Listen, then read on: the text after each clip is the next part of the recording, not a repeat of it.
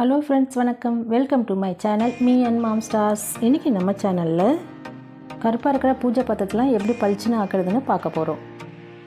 நம்ம சாப்பிடக்கூடிய இந்த ஸ்டார் ஃப்ரூட்டை வச்சு தான் இப்போது இந்த பூஜை சாமான்லாம் நம்ம தேய்க்க போகிறோம்.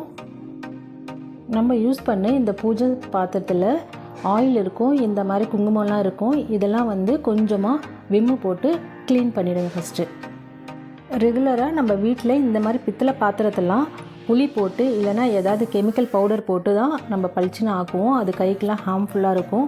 இந்த மாதிரி புளி போட்டு வளர்க்குறதுனால கையெல்லாம் கொஞ்சம் கருப்பு கருப்பாக ஆகும்.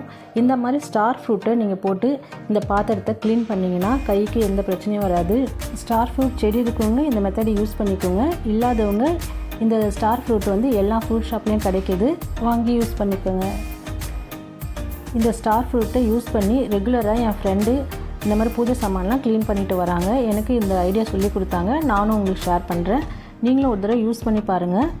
இந்த ஸ்டார் ஃப்ரூட்ஸை வச்சு இந்த மாதிரி நம்ம பூஜை சாமானை தேய்க்கும் போதோ பித்தளை பாத்திரத்தெல்லாம் நம்ம இந்த மாதிரி தேய்க்கும் போது என்ன பெனிஃபிட்னா, இது ரொம்ப நாளைக்கு கருக்காமல் இருக்குது. நீங்கள் புளி போட்டு நீங்கள் இந்த மாதிரி க்ளீன் பண்ணாலும் சரி, கெமிக்கல் பவுடர் எதனா போட்டு க்ளீன் பண்ணாலும் சீக்கிரமாக கருத்து போயிடுது. இந்த ஸ்டார் ஃப்ரூட் போடுறதுனால ஒரு 15-20 நாள் கிட்ட நம்மளுக்கு இந்த மாதிரி பாத்திரம்லாம் பளிச்சுன்னு இருக்குது. நான் இங்கே காட்டுகிற பூஜை பாத்திரத்து எல்லாத்துக்குமே 3 ஸ்டார் ஃப்ரூட் மட்டும் எடுத்துருக்கேன்.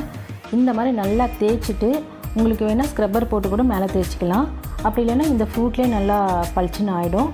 இதை நீங்கள் டைரெக்டாக தண்ணியில் போட்டு வாஷ் பண்ணிவிடுங்க. வாஷ் பண்ணிவிட்டு ஒரு நல்ல துணி வச்சு துடைச்சிடுங்க. எங்கேயாவது நீங்கள் ஸ்டார் ஃப்ரூட் செடி பார்த்தீங்கன்னா கொஞ்சம் கேட்டு வாங்கி வச்சுங்க. இந்த மாதிரி பூஜை சாமான் க்ளீன் பண்ணுறதுக்கு ரொம்ப யூஸ்ஃபுல்லாக இருக்கும்.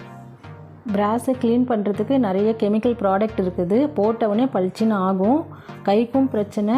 இந்த பாத்திரம்லாம் மறுநாளே கொஞ்சம் கருப்பாகிடும். 1 வீக்குள்ளே ரொம்ப கருப்பாகிடும். அப்புறம் அடுத்த நாள் வளர்க்கும் போது ரொம்ப கஷ்டமாக இருக்கும் நம்மளுக்கு.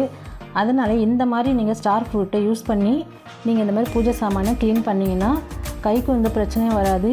ஈஸியாக பண்ணிடலாம். ரொம்ப அழுத்திலாம் தேய்க்கணும்னு அவசியம் இல்லை. கொஞ்சமாக லைட்டாக சபீனா தொட்டு இந்த மாதிரி நீங்கள் தேய்ச்சாலே பளிச்சுன்னு ஆகிடும். இந்த ஸ்டார் ஃப்ரூட்ஸை வச்சு காப்பர் கூட ஈஸியாக க்ளீன் பண்ணலாம். அது எப்படின்னு ஷார்ட்ஸில் வரும், பார்த்துக்கோங்க. இந்த மெத்தடை உங்கள் ஃப்ரெண்ட்ஸுக்கும் சொல்லிக் கொடுங்க. இந்த வீடியோ பிடிச்சிருந்தனா லைக் பண்ணுங்கள், ஷேர் பண்ணுங்கள், கமெண்ட் பண்ணுங்கள். Me&Mom ஸ்டார்ஸ்க்கு சப்ஸ்கிரைப் பண்ணுங்கள். தேங்க்யூ.